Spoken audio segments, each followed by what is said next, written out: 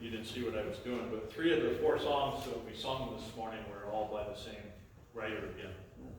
I don't plan that, but when I catch it, I got to go back and look, and then I have to go back and figure out what the Lord is telling me. And I don't attempt to do those things, but I always look for patterns, amen. And when you see patterns, you can see God's plan to kind of work out. We've been making our way through this general epistle of James, and we've talked a lot about all the critical aspects of it, and we'll see a lot more critical aspects about this particular epistle.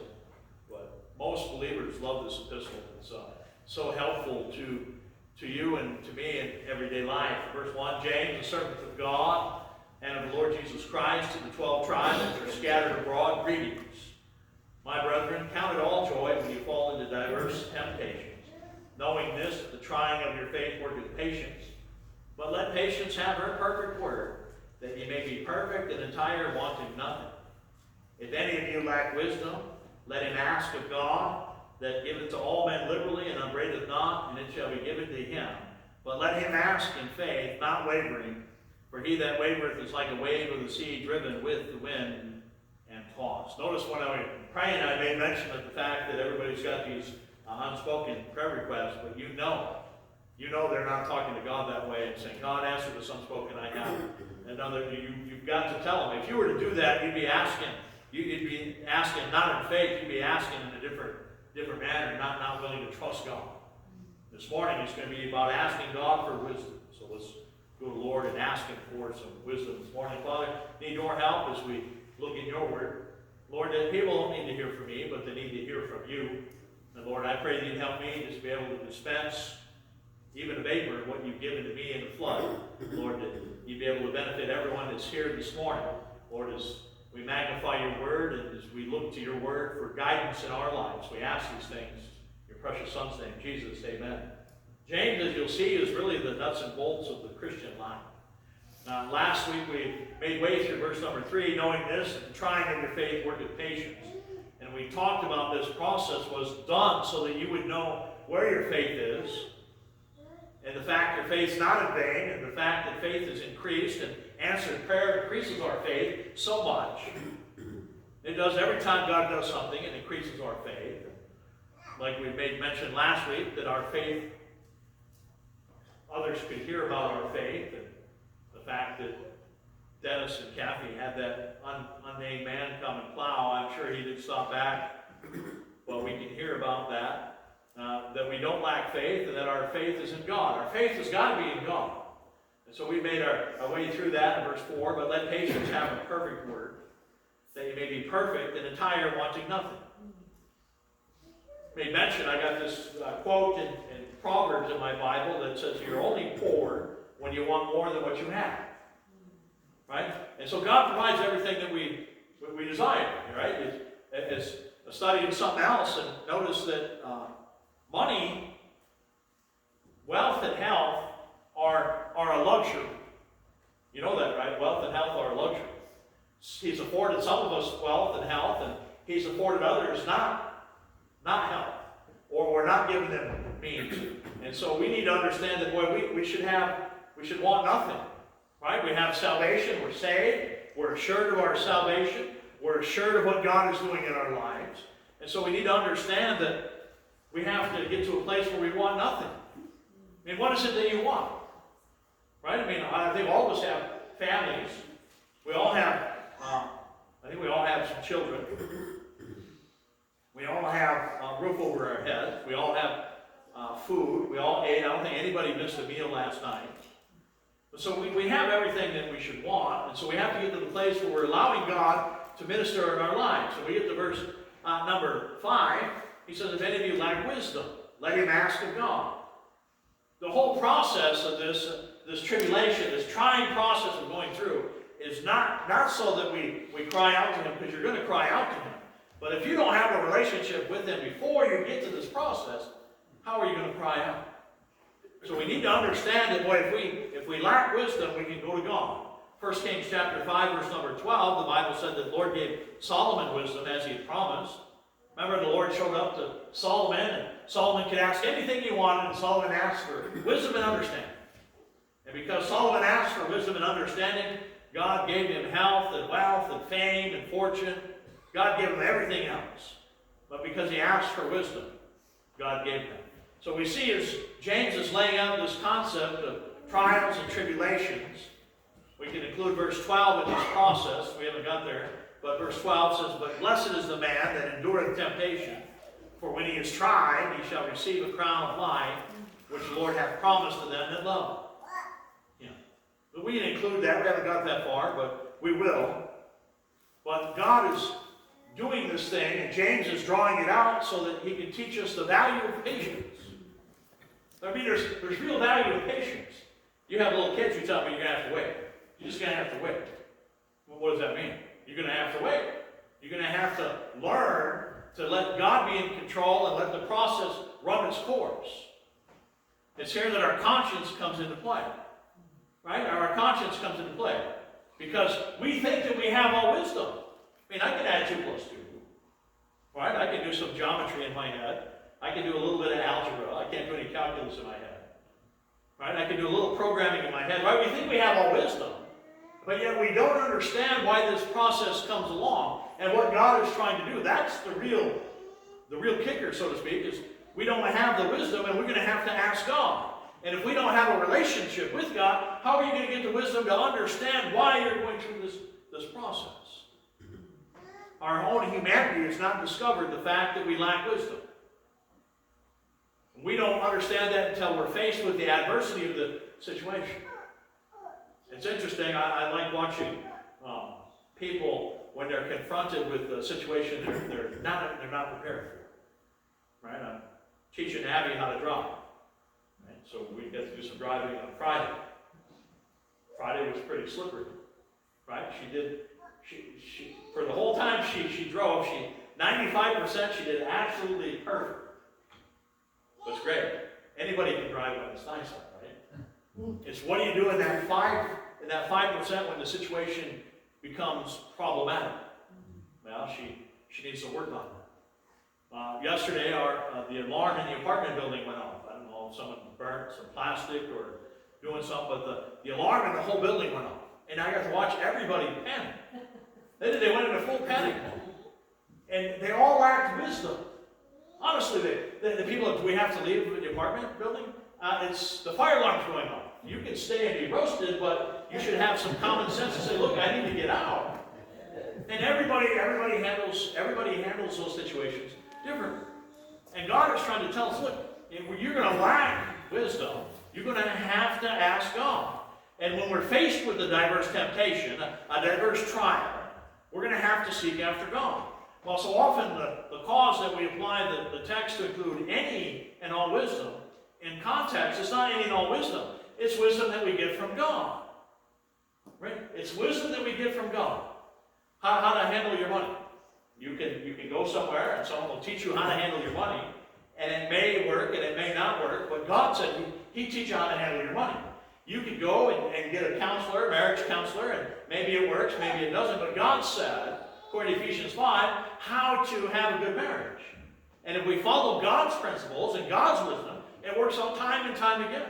And so we have to understand that we don't have all the wisdom that we need. Amen? We don't. And we certainly haven't faced all the diverse temptations that are going to come our way. And so we have to understand that this temptation that comes is going to be to try our faith.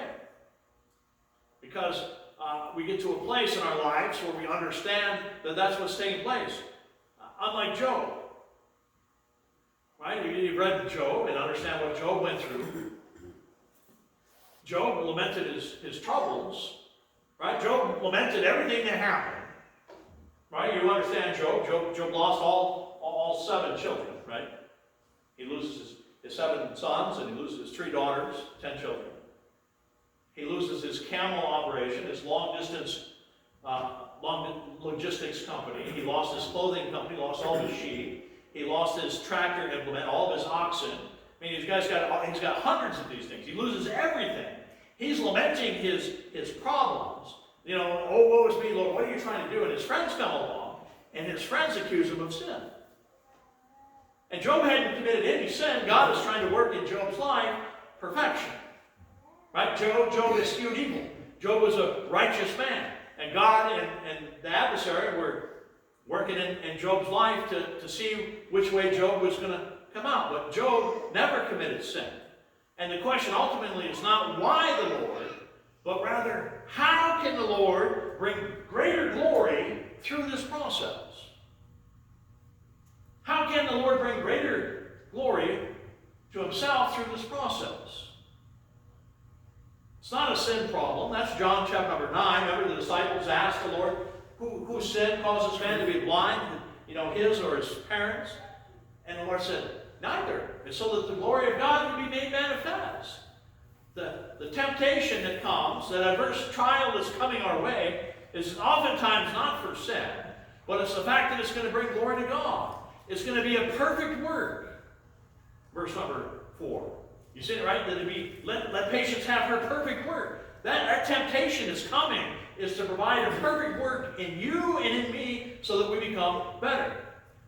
In the book of Job, you find 41 chapters of the pursuit of anything but wisdom. And don't get me wrong, there's a plethora of wisdom in the book of Job. There's things in the book of Job you won't find anywhere else. There's lots of wisdom.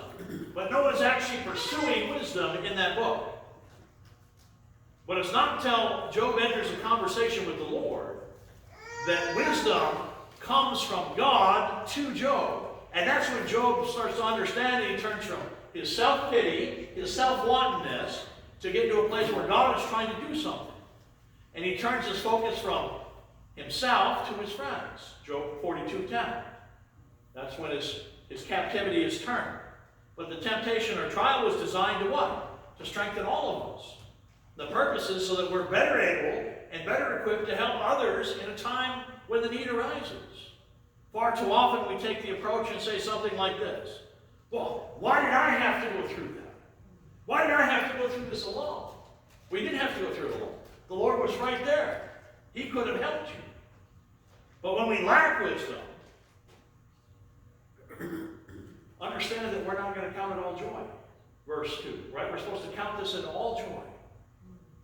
The process. It's like Abby's getting ready to take the ACT test.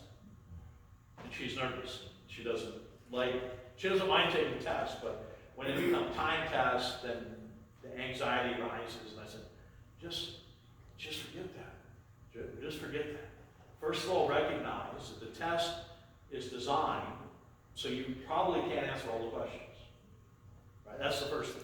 So don't be overwhelmed by all the questions that you're not going to answer. Just answer as many questions as you can correctly. Secondly, when you get to the math portion is designed so that you can't possibly answer all the questions. I said they're trying to find out how people are cheating. And so they designed the test a certain way. So first of all, she goes, why has it got to be time? I said it's got to be time because if we give you all day, you'll answer all the questions. They're trying to get a synopsis of how you're able to handle a little bit of pressure under duress, and then see what your intellect is. And so understand that process. But if you just are calm about it and have some resolve and understand that confidence, I know this stuff, you'll do fine. Just don't worry about the time. And I said, don't focus on questions that you can't answer. Skip one. Come back later. Oh, okay. So what am I telling them? Well, how is she going to count the test joy? Right? She's supposed to, think about it. I think most of us have taken the ACT, right? If you think back, you didn't count it all joy, studying, all that stuff, but now you're done, you're like, whoo! But you understood the process. It was done by design to what? To equip you for something else in the future. All the temptations that come our way are all by design to help us farther down the road, next time. Right? I'm not going to have to take any ACT tests, am I? No. But there's other things that come in life as far as in a timely fashion and under that stress. There should be joy that comes from the wisdom. As we've seen God and realized the diversity of the temptation is to make us better. Peter said, 1 Peter 3:15, but sanctify the Lord God in your hearts and be ready always to give an answer to every man that asketh you a reason of the hope that's in you with meekness and fear. That's why they come. That's why everybody here has got a diverse scenario. We've all been through diverse problems in our lives.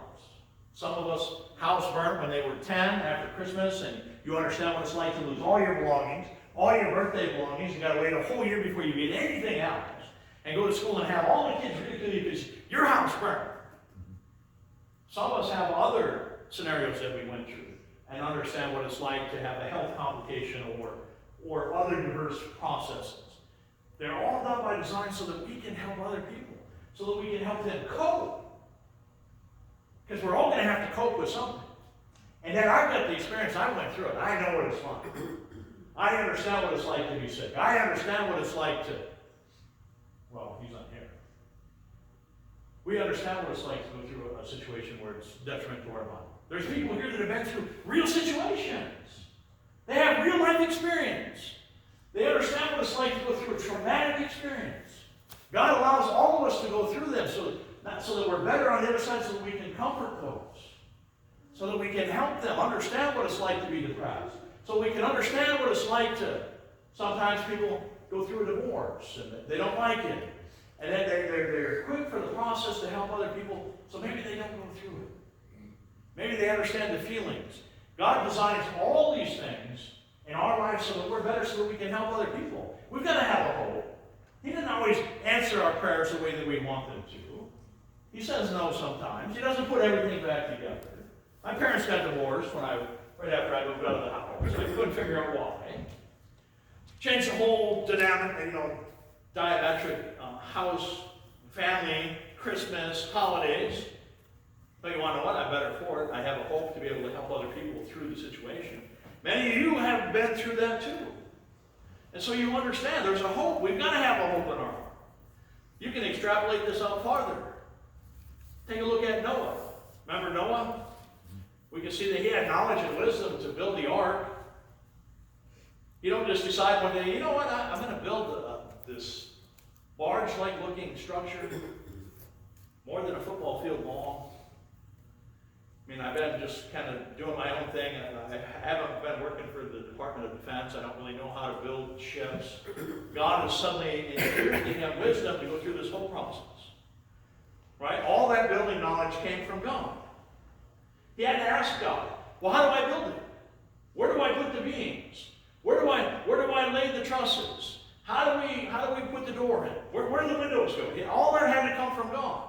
That means he had to rely on God on a daily fashion, every day, seeking after wisdom that comes from God as God is instructing him how to build the ark. And we must always be mindful and remember that all the gifts come from God. It's only when we realize that we lack anything that our request must be presented to God. James continues in this verse. It says, not only let him ask, if any of you lack wisdom, let him ask of God. Notice it says that giveth to all men liberally. That means God dispenses his wisdom to everybody that will ask. Not just the pastor, not just the deacon, not just the soul winner. To everyone. He dispenses it to everybody. And it's true that the very air we breathe is a gift of God. The point is he gives it liberally. It's not unbraided. It's not attached with strings. The gift of salvation is free. It's as free as it can get. It's as liberal as it can get because everybody has access to it. The other gifts that God gives are given liberally. They're free, they're bountiful, they're impartial. Right? That phrase, unabraded, not, that is neither present fallings nor former infirmities. In other words, God does not despise our request. He doesn't despise your request to ask for wisdom. We just have to ask him. Notice that if we ask, it shall be given, to which we should rejoice right up to till the answer is no. And every time God says no, then we don't rejoice. And that's wrong. We should rejoice. He ever told you no? Has he ever told you no? He's told me no. And we had our heart set on something one time. We looked at it and we thought we were going to get it and we were praying and it was great and they said no. And then we tried again and they said no. And initially we were frustrated. And then about 18 months later we're like, whoo, I'm glad he said no. Right? He couldn't give me the wisdom to understand what he was doing. At that point, we have to understand that we spoil the very thing that the Lord God gives us. Because we often do. We often run in front of him. We often don't pray when we should. We often ask for things that we're going to consume upon our lust. Right? We don't ask for wisdom.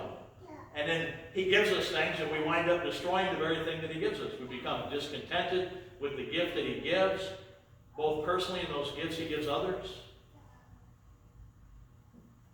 That's why we laugh at all the memes that come out at Christmas time when you give your child a present and they play with the box and not the toy.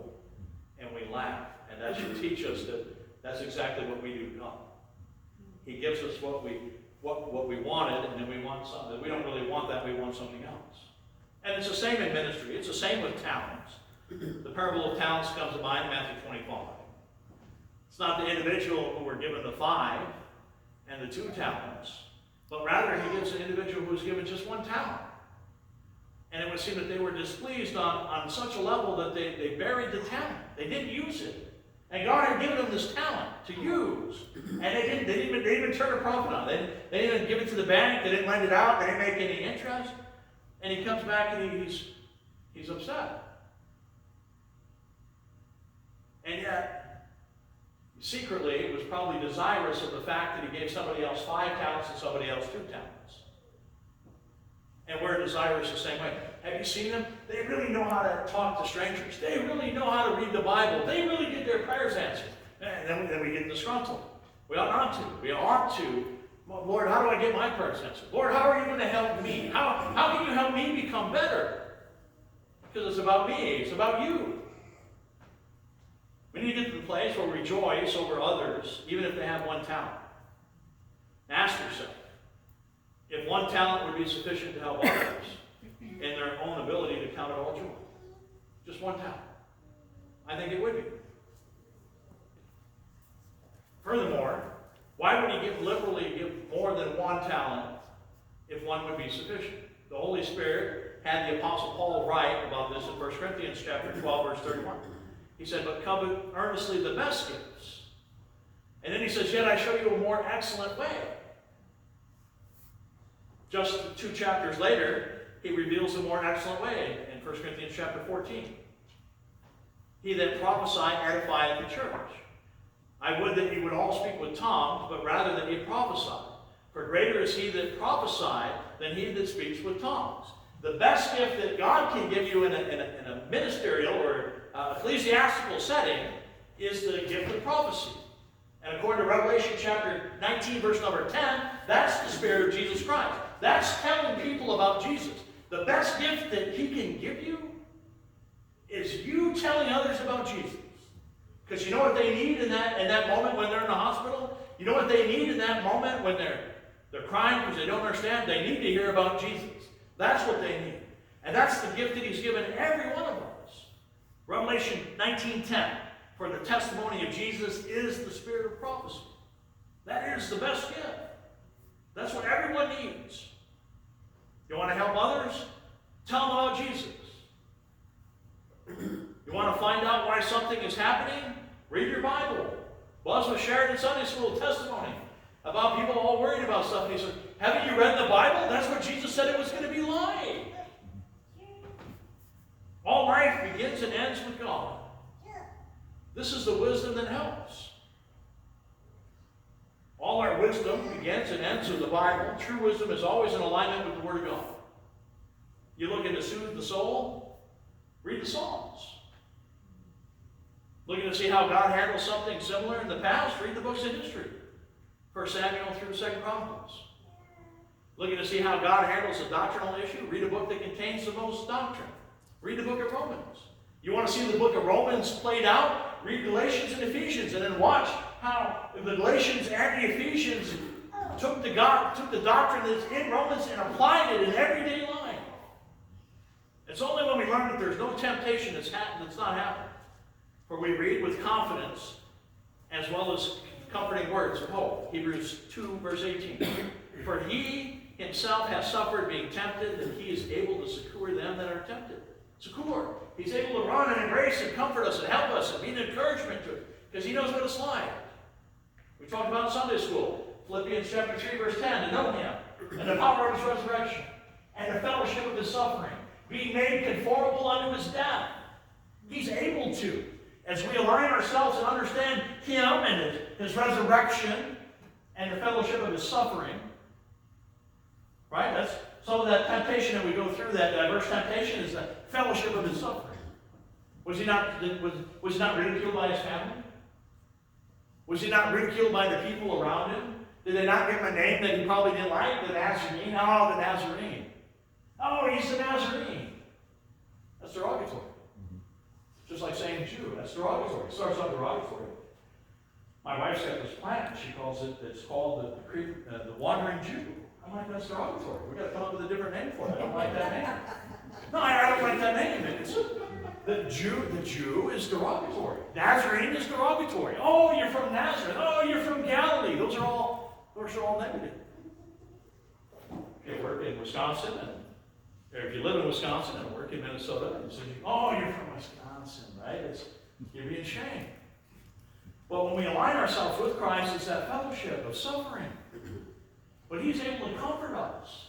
He gives us these temptations, these trials, so that we can go through and allow the process to work, so that we come out better on the other side. So that we're more and more equipped. Right? That we're stronger for it. We know what to do in a time of need.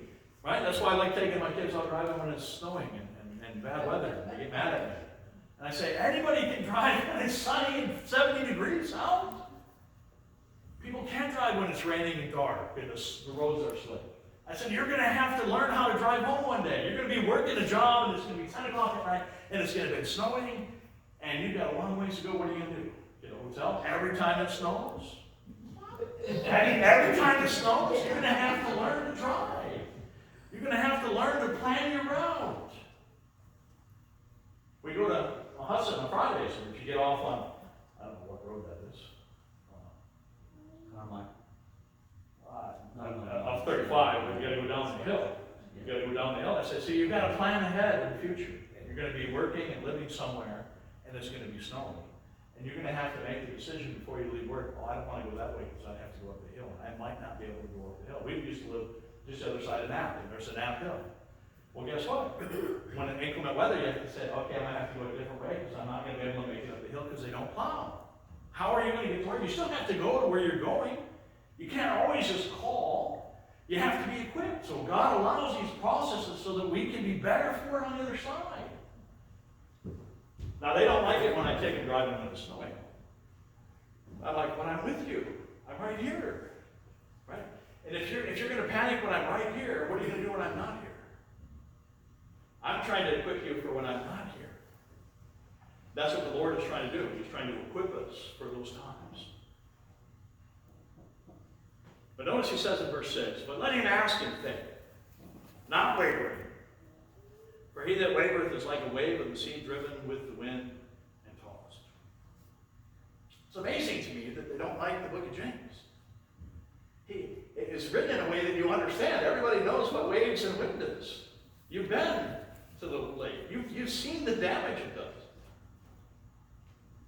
Was it just last year?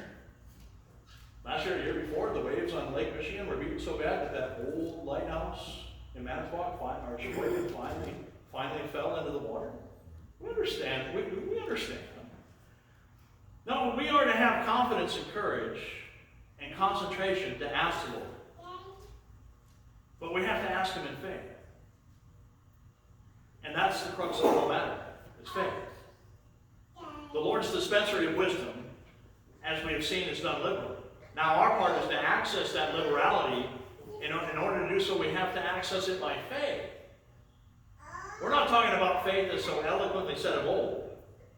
Charles Spurgeon said, this is not the kind of man that prevails with God in prayer. It's not the kind of faith that we ought to have in God. A faith that's very brilliant on Sunday and very dull on Monday. So then what is asking in faith? You should notice the sentence concludes with the phrase, not wavering. Nothing wavering. Meaning when we come to God, you can't even have an iota of, He's not going to answer this. He's not going to give it to you. Because then you're not asking in faith. You're not coming to Him in faith. Then when we start to even doubt for just one possible minute, then we're wavering. The idea is that this asking the Lord for the heavenly wisdom of And it's our faith in him must be preeminent, not wavering. That means fully trusting him. That even the words of our prayer are leaving our lips, that without a doubt God will provide. That's what he's talking about. The moment you start to say, it's going to come through. And then don't be around me, and then don't start doubting when I start praying. Because then I'm going to double down, and I'm really going to put my faith to effort, because I want God to do it. So that you can see that he answers prayer. Because it makes me angry when people doubt God. God said he would do these things. God said if we look to him, he'll answer. We just can't come to him and start wavering. We can't come to him and start doubting that he's not going to put these things back together. He's not going to heal me. He's not going to put my marriage back together. He's not going to fix my job. He's not going to. We can't do that. We have to believe. Got a chance one time to work on a car dealership. Luxury car dealership. We did all the synthetic stucco. It was great. Probably to my flaw, which would be pride, right? My flaw. I probably didn't get enough help when it come time to put the decorative finish on it. And so we kind of did it the way that we were shown, and it didn't work out kind of like the sample. But I just went. And it looked like we're going to probably have to redo the job. And so if you got to redo the job, we're probably looking at somebody's salary, like a year's salary. That's what it's going to probably cost. So I had to go to the meeting, and we were praying about it. I'm like, I don't want to lose my job. I don't want to get in trouble. So we start praying about it. I show up on the job site. My boss is there, and the owner of the company is there. And of course, they don't like it. My boss and the owner of the company do not like the job. They do not like it at all. And I look at it, I'm like, that's not bad. I won't want it for my house, but it's not bad. Right? And the owner of the car dealership, she gets out of the car, and she's an elderly lady, and she gets out, and the first words out of her mouth is, "Oh, I love it." And my boss looked at me and just kind of shook his head, and that was it. We were all done. There's no reason to have the meeting. Well, what attributed that? Maybe God answered my prayer. I mean, it wasn't bad. It wasn't a bad job. I mean, we did everything textbook, just the finish didn't turn out the way that someone wanted on a little 4x4 sample. But you have that kind of prayer, you have that kind of faith to trust in God. You believe wholeheartedly. And then afterwards, are we thanking him for providing? The time between prayer and the answer to prayer are determined by him. You recognize that. They're determined by him. The time we issue the prayer and the time the answer comes are all determined by him. And yet sometimes it'll happen in an hour. Sometimes it happens 30 seconds later. Other times it takes 40, 50, 60 years. Sometimes it might be beyond the scope of your life or my life. Yet we still have to believe that God heard and that God is going to send the answer, and the answer is going to be yes. All prayer offered up by not faith, that's perfidy. That's the word for not having faith, is perfidy. Prayers of unbelief. They're vain and they only tickle the ears. And I think sometimes when we ask for prayer, we're sinful creatures. We desire, we long for people to, we do, we're all guilty. We long for people to love us. We long for people to want to be by us and pat us on the back. And I think sometimes when we get a chance and we pray, we embellish something and we're offering it in doubt and disbelief. Not because we want God to hear it, but because we want everybody else to hear it. Oh, they're so spiritual. Oh, they walk so close with God. And it couldn't be farther from the truth. And we need to be like the man in Mark chapter number 6. Remember the man that had the deaf and dumb, had the boy that had the deaf and dumb spirit? And the disciples, this is Mark chapter 9, and the disciples couldn't cast out the deaf and dumb spirit. And the scribes were there, and they were really drilling into this. They were really drilling into the disciples. Why can't you cast it out?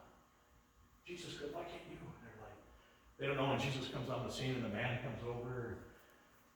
Jesus says, well, sometimes He goes, I can if thou believest. And the man says, help thou my unbelief. Do you know how many times that we go to prayer in God and we have to ask God to help my unbelief? Because I don't understand how he's going to answer this. But you know what? We don't have to understand how he answers it. He's God. This is the man that said the snow's going to be white. This is the guy that said, look, I want trees of every fruit-bearing kind of seed, and up from the ground they came. I want all creeping things. And here comes the centipedes and the millipedes and the caterpillars and the snails and all the rest of it. I want whales, and we got that verse whale. That's God. We don't have to understand how the prayer is going to get answered. How is he going to? He's God. We just have to believe. And we just have to have the courage to say, look, help my unbelief, Lord. Help my unbelief. I need you to do this for me. I understand I'm going through this trial. I'm trying to let patience work. But why are you sending me through this? We have to ask him for wisdom. And he'll teach us one. He might not teach us today. It might be 3-4 years on your life. Does light bulbs ever come on in your head to be gone? That's why that happened. Now I know. That was a long time ago. But now I'm equipped for it. Maybe it's just me. Maybe only light bulbs go off in my head. I don't know. I don't know what goes on your head. But that's Lord, help my unbelief. He offered up that prayer. That father, he never wavered. He never wavered. Think about it. He asked the disciples to heal the son. The disciples couldn't. Jesus comes down and he asks, he said, help my unbelief. Now, I don't know, maybe you can. Maybe. No, he believed. If we give in to wavering, notice the illustration that he uses. We're like a wave of the sea, driven with the wind, tossed. This here, there. That's not how we're supposed to be. This is one moment we believe in the Lord. The next minute, I don't know. He answered last time, but I don't really know if I really want to give him this. No, we have to. We have to give it to him. The diverse temptation is often a strain that is more than sufficient to weary the soul. Yet to make matters far worse, when we don't exercise faith in our prayer to God, it causes us to lament our prayer and wonder why he answered not. And most of the time he doesn't answer because we didn't put any faith behind it. We weren't invested in that prayer. We didn't really think he was going to answer. This creates a tumultuous experience in our life as the winds of doubt and fear assail us. The storms of life are bad. Notice how he's put it all together in the illustration. He doesn't say the storms of life, but you can see if he's talking about winds and waves, this temptation is a storm. It's happening in our lives. And boy, if we're steadfast and true to him, we're gonna be able to navigate through because he's going to give us the wisdom. Notice in Acts chapter, it's not my notes, but Acts chapter 27, remember, Paul and company are making this trip along the Mediterranean. They're taking Paul to Rome, right? And he's going to be in front of Caesar. And they're jumping these little islands because it's wintertime and you don't really travel back then in the Mediterranean in the vessels they had in wintertime. And they're kind of hopping from vessel to vessel. And finally they think they got a clear shot in the storm, and through the weather they take off. And in that storm arises, it's called Euroclydon. Right? It's this giant tempest that comes out of nowhere. Suddenly now they don't know what to do. And no one comes and asks Paul. They don't come and ask Paul at first. They ask the ship captain, what do we do? What do we do? And he's like, well, better throw some goods overboard, lighten the load a little bit, maybe we can get through. And of course that doesn't work. Then they finally come and ask Paul, what do we do? And Paul starts to direct them. Paul starts to tell them what to do. They drop some anchors, later they're going to pull some anchors up, and they're ready to jump ship, and they come and ask Paul. And Paul says, it was given to me by God, paraphrase, given to me by God, if we leave the ship, we're dead. We've got to stay in the ship. We've got to stay in the ship. When we decide we want to get out of the ship in the storm of life, then guess what? We're going to be tossed wherever it's going to take us. But boy, if we stay right in the ship and let God be in control, then our faith isn't wavering and we're not going to be tossed to and fro. They got safe on the land. The ship run aground finally and was destroyed. But not one person died in that storm. They all got on shore. That's the lesson. Lesson is, do we have faith to trust God? We have to have faith to trust God in the middle of the storm of life. We see it played out too well in Mark chapter number 4. When Jesus told the disciples to get in the ship, we're going to the other side. Turn there for a second. I know I preached on it a while back, but just turn to Mark chapter 4 for just a second. As a pastor, I'm always trying not to be repetitive. And I preached on the nursing home, and this elderly lady at the nursing home kind of looks like my aunt. She comes up and she goes, you know, I've heard this, that, piece of that before. But she goes, it's okay, you just keep preaching it to us, because it's all going over our head. You just keep preaching it to us. Right? So, hey, you got to take it. You got to take it good with the bad. But look at verse number 35. Mark chapter 4, verse 35. And the same day, when even was come, he said unto them, let us pass over to the other side. That's what he said. He said, let us pass over to the other side. Right? And you know the story. He goes down and he takes a nap and he's sleeping, and they come and wake him up because they're perishing. You know what? They forgot. Verse 40, he said, and he said unto them, why are you so fearful? How is it that you have no faith? He told them they were going to the other side.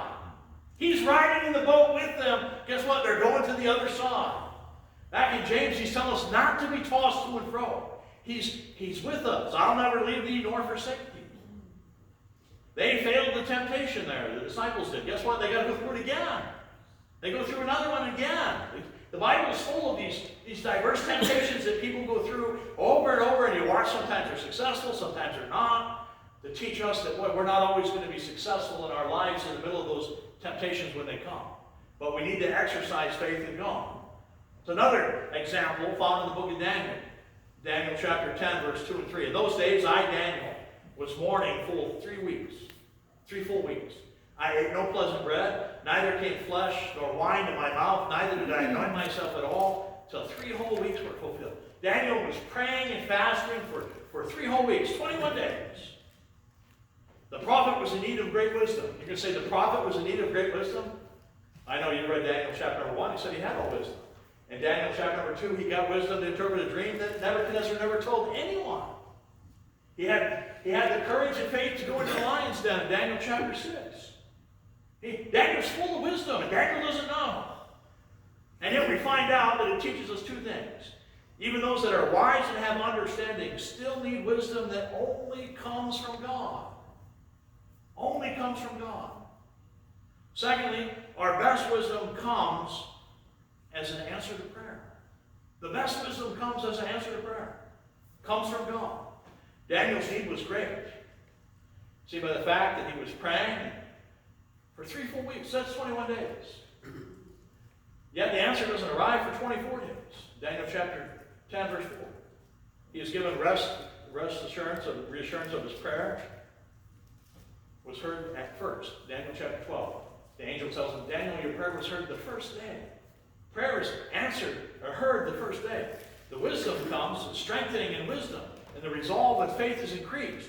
If each of us would believe earnestly that the Lord will not only hear, but act upon our supplication, then though we don't like this time, we're not wavering to lean and just to be steadfast as we are anchored by our faith in the Lord. The brother is going through a storm in his life. He get ready to make the biggest decision he probably had to make in the last 15 years. And he's not excited about it. But he said, I'm going to have to give it to God. I'm going to have to give it all to God. And when we learn that, boy, then we should be encouraged. Hebrews 3:14 says, if we hold the beginning of our confidence steadfast unto them. We have to hold our confidence to God. We have to be steadfast and not fear. Job 11. The purpose of our request in faith is to ensure that we have the right faith as well as the right doctrine. The doctrinal aspect is to ensure that we make our request according to the will of God. That's why I always cite that. He says if we're going to be consumed upon our loss, we have to make sure that we ask according to his will. The danger comes when we don't ask that. The Holy Spirit had Paul say in Ephesians 4:14 that we henceforth be no more children, tossed to and fro and carried about with every wind of doctrine, by the sleight of men and cunning craftiness, whereby they lie in wait to deceive. We can't allow the winds to deceive us. The winds that come through our life are the wind of the world, that the world is a better place, that the world is better for us to go out, and it's not. The winds are our friends. Oh, you don't have to do that. Why are you going to church again? Why are you doing that? We don't have to listen. How about the wind of self? I can do it on my own. It's a spiritual battle. And once we understand it's a spiritual battle, we need to understand that we're seeking God and asking God to give me the wisdom. Give me the wisdom to go through this temptation. Daniel 10, verse 13. But the prince of the kingdom of Persia withstood me 21 days. But lo, Michael, one of the chief priests, came to help me, and I remained there with the kings of Persia. Recognize that our prayer life is a spiritual battle. And there's things that we can't see, but there's things that are happening. And though we've been praying, and though we've been praying, and it's not coming the way we want, just keep praying and know that there's a battle waging, and that one day the Lord will be victorious, and that prayer will get answered according to God's will.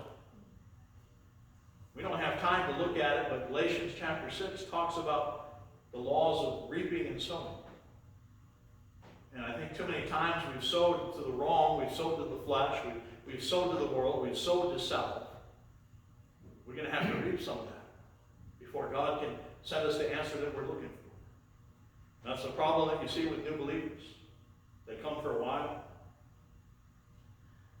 Their life doesn't quite turn out the way they'd like it to, and they go right back to where they came from, not recognizing that they still had to go and harvest some of those things that they had sowed before.